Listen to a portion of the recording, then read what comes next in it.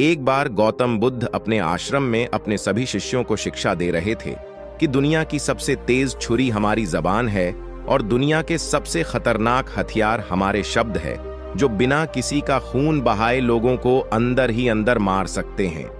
हमारे शब्द हमारी ताकत हो सकते हैं, लेकिन यह हमारी सबसे बड़ी कमजोरी भी हो सकते हैं। अगर हमें नहीं पता कि कब, कहां और क्या और कितना बोलना है, यदि हम सही समय पर सही इरादे के साथ सही शब्दों का प्रयोग करते हैं तो यह हमें एक सफल व्यक्ति बनाता है। लेकिन अगर हम सही समय पर सही इरादे से सही शब्दों का इस्तेमाल नहीं करते तो यह हमारे जीवन को नरक से बदतर बना सकता है। तो दोस्तों, आज की स्टोरी के माध्यम से मैं आपको बताने वाला हूं कि ये चुप रहकर कैसे हम अपने जीवन को बदल सकते हैं। आपको चुप रहने की शक्ति का एहसास इस वीडियो में होने वाला है। वीडियो शुरू करने से पहले कमेंट बॉक्स में नमो बुद्धाय लिखकर वीडियो को लाइक जरूर करें। तो चलिए शुरू करते हैं इस कहानी को। जापान में एक बहुत ही प्रसिद्ध बौद्ध भिक्खु रहा करते थे। उनका नाम रिसाई था। रिसाई अकेले रहते थे। दुनिया के शोर शराबे से दूर जंगल में वो रहते थे और वह बड़े ही ध्यानी और प्रभु भक्त व्यक्ति थे, इसलिए वह पूरे जापान में बहुत अधिक प्रसिद्ध थे। एक दिन एक राजकुमार रिसाई के पास आया और बोला, हे प्रिय भिक्षु, मैं हमेशा थका हुआ, निराश और परेशान महसूस करता हूं। मेरा मन बहुत अशांत रहता है। हालांकि मेरे पास सब कुछ है, दौलत, शोहरत, सुख सुविधाएं जो हर व्यक्ति चाहता है या पाने की इच्छा करता है, लेकिन फिर भी मेरे अंदर इतनी अशांति और चिंता क्यों है? रिसाई ने उसकी बात बहुत ही ध्यानपूर्वक सुनी और कुछ सोचने के बाद कहा, तुम इस प्रश्न का उत्तर जानते हो, बस तुमने कभी इस प्रश्न को हल करने की कोशिश नहीं की है। रिसाई ने आगे कहा, मैं एक रिसर्च करना चाहता हूं, क्या तुम मेरा साथ उसमें दोगे? इस रिसर्च के बाद तुम्हारे जीवन में किसी भी तरह की अशांति और चिंता नहीं रहेगी। ये बातें सुनकर राजकुमार बहुत हैरान था। उसने रिसाई से कहा, बताइए मुझे क्या करना होगा?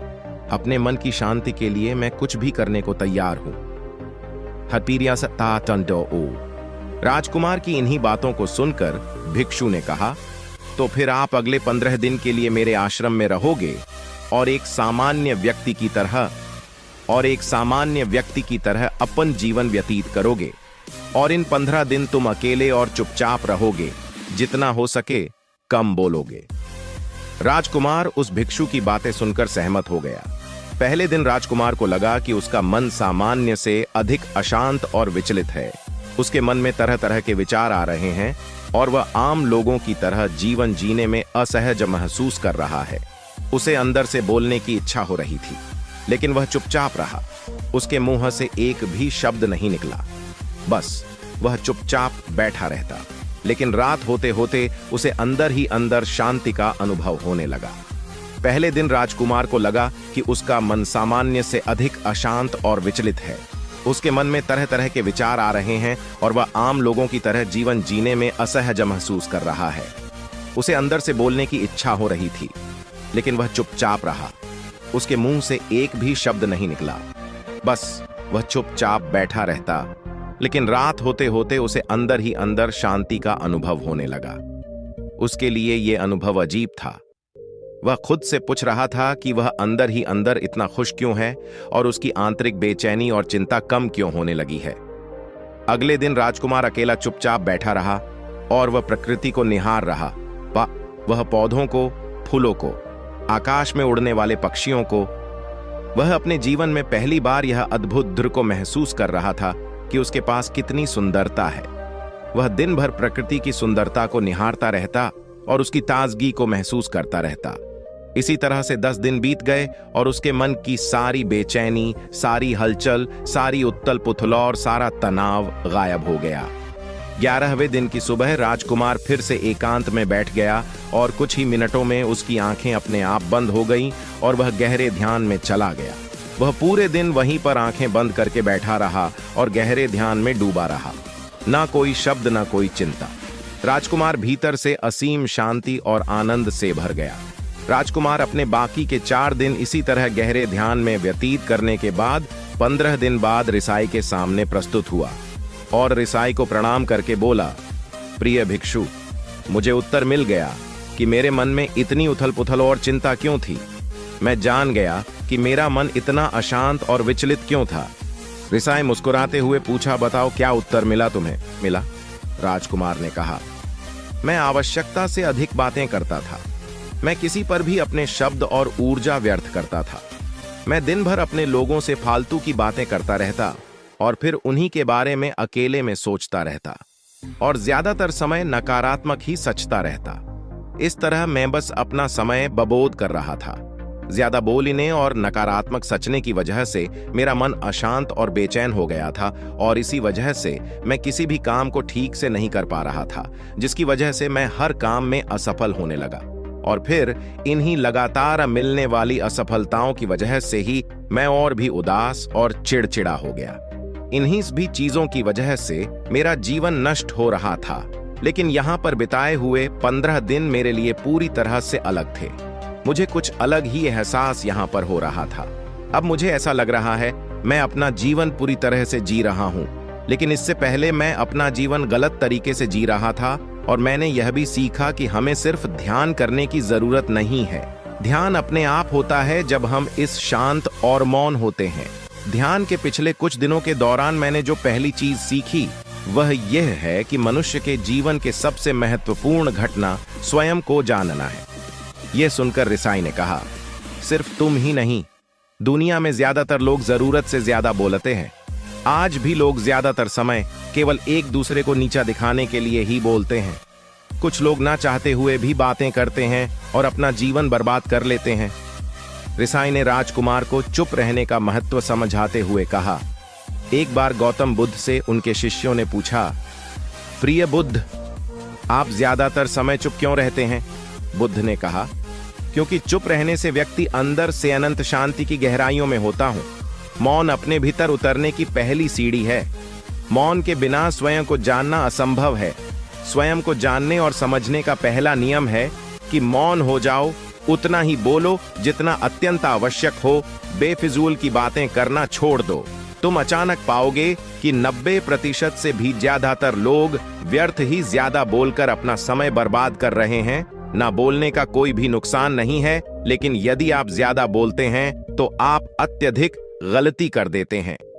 अगर व्यक्ति कम बोलना शुरू कर दे दो, दुनिया की 90% मुसीबतें कम हो जाएंगी, झगड़े फसाद कम हो जाएंगे, उपद्रव कम हो जाएंगे, अदालतें कम हो जाएंगी। अगर लोग थोड़ा चुप रहना सीख लिए, इस संसार में बहुत सारी समस्याएं हैं। बहुत सारे उपद्रव सिर्फ बोलने से पैदा होते हैं। सारी बात मौन सीखने की है। जब तुम नहीं बोलते तब तुम एकांत में अकेले हो गए, भरे बाजार में भीड़ में खड़े हो, नहीं बोलते, हिमालय के शिखर में पहुंच गए। जिसने मौन की कला जान ली वो भीड़ में भी अकेले होने की कला जान लेता है। वो आपने भीतर ही डुबकी लगाने लगता है। एकांत में तो आदमी स्वर्ग में है, दूसरे की उपस्थिति ही बेचैनी पैदा करती है। पहले तुम्हें चुप रहने की शक्ति को धारण करना होगा। इससे तुम अधिकतर ऊर्जा को बचा लोगे और फिर इस स्थिति में पहुंच जाओगे कि तुम कम बोलने लगोगे। अगर तुम किसी के यहाँ पर जा रहे हो और परेशान हो जाओ तो ऐसे में उचित है कि आंखें बंद कर लो और अपने में खो जाओ। वहां से आपको ताजगी महसूस होगी, क्योंकि तुम्हारे अंदर ही जीवन का वो स्रोत छिपा हुआ है, वह किसी दूसरे में नहीं है। इसके बाद राजकुमार उस रिसाई से पूछते हैं, आखिर कौन हमें अपने अंदर तक लेकर जाएगा? ये बातें सुनकर रिसाई बुद्ध कहते हैं, तुम्हें स्वयं ही अपने अंदर उतरना होगा और वहीं से परम राज्य जीवन का आनंद ले पाओगे। आनंद का यहीं से जन्म हुआ है, यहीं से तुम मौत में डूब जाओगे। यहीं तुम्हारा सूरज उदय होगा और यहीं से अस्त होगा।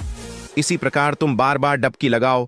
जब भी तुम डुबकी लगाकर लौटोगे, वहां से तुम पाओगे फिर ताजगी भरी जीवन की नई संपदा मिलेगी।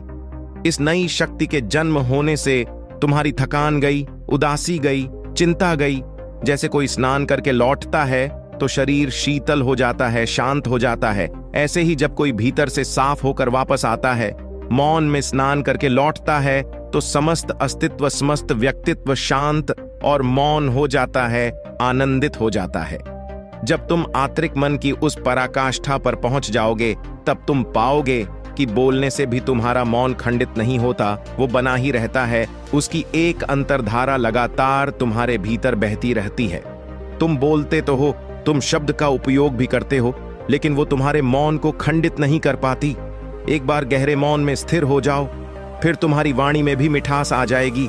तुम्हारा बोलना संगीत पूर्ण होगा, तुम्हारा बोलना सत्य होगा। तुम बोलोगे तो दूसरों पर भी शीतलता छा जाएगी।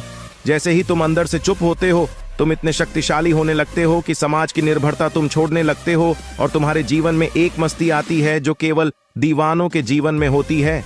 तुम्हारे चेहरे पर एक नई रीनक आ जाती है, तुम्हारी आंखें किसी अमृत के समान हो जाती हैं और तुम अनंत शांति के समुद्र में डूबने लगते हो। इतना कहकर भिक्षु रिझाई ने अपनी बात खत्म की और वो मौन में चले गए। राजकुमार उनका धन्यवाद कर कर अपने महल में चला गया। दोस्तों, आपने भी अनुभव किया होगा कि बहुत ज्यादा बात करने से दिमाग अशांत हो जाता है, जिससे हम अपने दिमाग पर नियंत्रण खो देते हैं और साथ ही अपना ध्यान भी खो देते हैं। जो लोग बहुत ज्यादा बोलते हैं, उनके पास किसी एक काम पर ध्यान केंद्रित करने की काबिलियत नहीं होती। वो अपने किसी भी लक्ष्य पर पूरी तरह से केंद्रित नहीं कर पाते। अगर हमारा दिमाग एक जगह केंद्रित नहीं है, तो हम जीवन की सच्चाई नहीं समझ पाते और ना ही मनचाही सफलता कभी हासिल कर पाएंगे। इसके अलावा भी आपने देखा होगा कि जो लोग अधिक बोलते हैं, वो अक्सर लोगों के बीच हंसी का पात्र बन जाते हैं, और जो लोग कम बोलते हैं और अपनी बात पर कायम रहते हैं, उन्हें लोगों से सम्मान मिलता है। लोग उनकी बातों को सुनते हैं और उन पर भरोसा भी करते हैं। जो लोग जरूरत से अधिक बोलते हैं और अपने विचारों के बारे में पक्के नहीं होते, उनका दिमाग स्थिर और विचलित रहता है, शोर से भरा रहता है, और एक अशांत दिमाग वाला व्यक्ति जीवन में किसी भी चीज में सफल नहीं हो पाता, क्योंकि वह किसी भी काम में फोकस नहीं कर पाता।